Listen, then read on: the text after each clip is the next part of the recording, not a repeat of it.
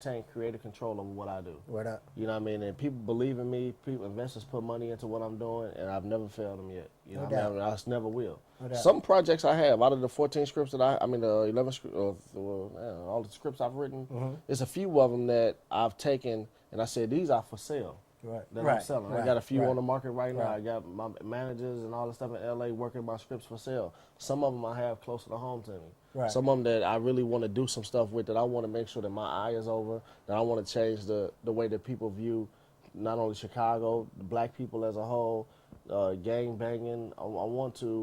I got a mission. I feel like God has sent me to do a ministry, and this is part of my ministry. So certain things I hold very close to me, such as that play, Work It Out. You know what I mean? So that's what it is. No doubt. So like with this, man, like in terms of like what the people see at home or in the movie theaters and things like that, how much is like, you know, from like the way it gets submitted as a transcript to like you're talking about the creative control, how much of that gets filtered along the way? Like how much are they, when like you're seeing the final product, how much of that, like percentage-wise, would you say is like what the artist really wanted? You ever heard a story? I mean, when they tell the story, they say, man, if I tell you a sentence and there was a man, and you tell me 13 more people get down the line, it's a whole different thing. You know what I mean? They say, man, a man just killed 5 women. Now, that's how it is in script writing. A lot of times I might submit a script for sale, and that's my vision. They might like the story idea. But they say, you know what, I got some people on my payroll. Let's see what they can do with this. Let me spice it up a little bit. You might get 4 or 5 writers on one script. Barbershop had about 6 writers. And I'm talking about rewriters. Wow. I'll rewrite that, rewrite this, rewrite that. I can guarantee you the original script was like this, turned completely into, and that's just how it is. Sometimes you don't have to go through that. Most times you do. Especially with the director, because then the director says, I don't like this part. I'm changing that, throw that part out. No, I really want to say this. It becomes the director's piece. That's why I like to remain the writer-director. Most definitely. You know what I mean? Most definitely. And then I also like to produce with my partners and pull in the people who I feel like is capable of making it happen. Word up. Your show, Not Seen on BET, was trying to, you know, counterbalance and like give some alternative views, you know, black womanhood that I think a lot of our young sisters, you know, don't really have as much these days. Why do you think that is? Why do you think that there are so few outlets for, you know, stories like yours that you're trying to get out? Because I think that these things actually can be very profitable, and a lot of people want to hear stuff like that. Why do you think it's so difficult to find stories like that? Oh, you know, that's chicken or the egg.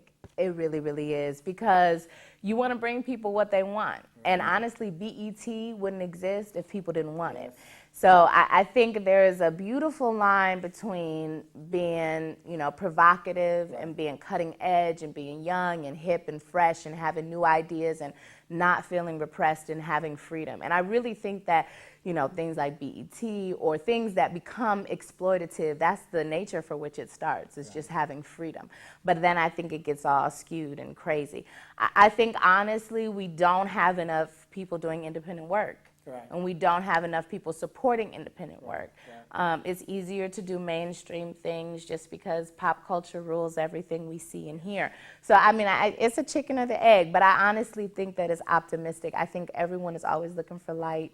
I think everyone is always looking for, you know, a positive outlet, regardless if they know it or not. So it's about not asking why, but just delivering what you see is necessary. For people who may have some good ideas or whatever, who may be writing, like how does it go, man, from like you have an idea to like it being a final product on the screen? Like what are the stages in that? Man, first of all, the gratification of that happening is a very good thing. I'm sure. But at the end of the day, the process, it's a few different processes. Let me give you a few of them. One, you write, you go find you a manager, a / agent, and try to get it sold. And hopefully, within 3 years, they would have shot your film, and it's not just sitting on a can and they didn't throw it away. Number 2, you can write, you can go find a producer yourself, go find money, shoot it, and then try to do everything you can to get it distributed. Might be real tough for you. Number 3, write something and pray to God that something finally happened. Something finally happened. And that's the only way I've really been doing things. I mean, it's very tough. because there's a lot of people who write out here. Right. Especially in Hollywood, everybody's a writer. Right. All the actors are writers. All the producers are writers. Right. Everybody's trying to sell their own thing, and it's about who you know. You know what I mean? It's about who you link up with. Right. And I've been fortunate enough to link up with some good people, and so happened I've seen a lot of my stuff on screen. Most def. So with this, like in terms of like with the industry being like based very much in Hollywood, and like you aiming to it sounds like trying to build like some infrastructure here in Chicago. What kind of like difficulties have you faced with that, and why do you think that that's important?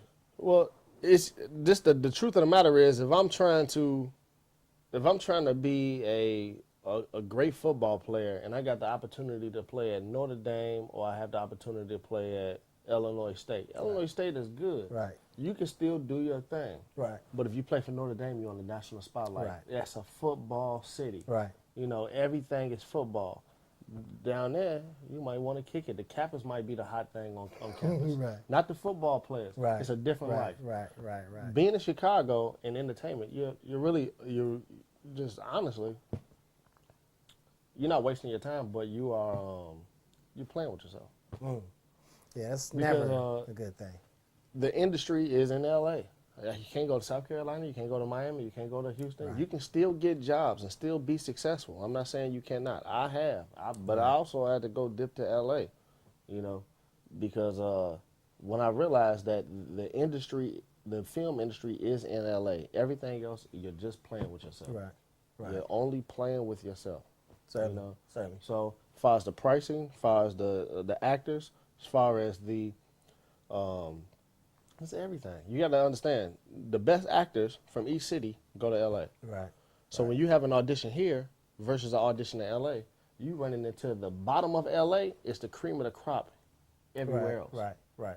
And that's just the honest truth from being there, from seeing it, from sitting in casting calls, from directing here, directing there, from sitting there with what they doing. I mean, there's talent everywhere, and it's industry. You can create your own industry anywhere you are.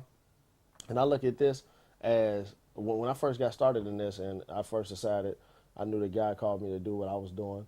I said, man, I can be like Moses in this. I can lead my people to the promised land. You know what I'm saying? And I still hold that vision true. No doubt. I know some other people, some great people out there. John Monopoly, like I said earlier, working real hard. There's some other people out here that are really making a great headway for the entertainment business here in Chicago. And those people I take my hat off to. I look up to those people. I honor those people when I see them. And it's a great thing because I feel like, man, I want to follow suit. Right. I'm in the flow. I'm not necessarily saying I'm the king of this thing at all. I'm not trying to be. I'm just trying to do what I'm doing here, take Chicago, put it on the main stage, and make Chicago an entertainment city. Will it ever happen? God willing. Certainly. I'm not moving nowhere, even though I got it, I'm back and forth, but Right. I'm in Chicago. I'm a Chicago win until Chicago win. I heard that. Blow like Chicago win. That's right. That's right. Hey, we man, and you on at the spearhead of that. You know, we creating a renaissance here, man. You know, for real, for real. I mean, hell, in the 1940s and stuff, man, Louis Armstrong and cats like that playing all up here. I mean, it was an entertainment city. So I don't see why we can't get there again with all the people that live here. We can. You talked about leading your people to the promised land.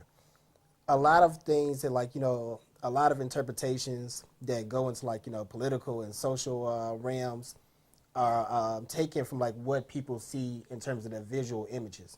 And some of the images of black folks in particular these days are kind of be one-dimensional. You know, some of that, like, you know, I always say, man, you know, the stuff that might be grimy or the stuff that might be, you know, crime-ridden or things that might be, you know, materialistic and stuff like that, that's part of who we are. And people need to see that, and we shouldn't have to front on that. But it's not all that who we are.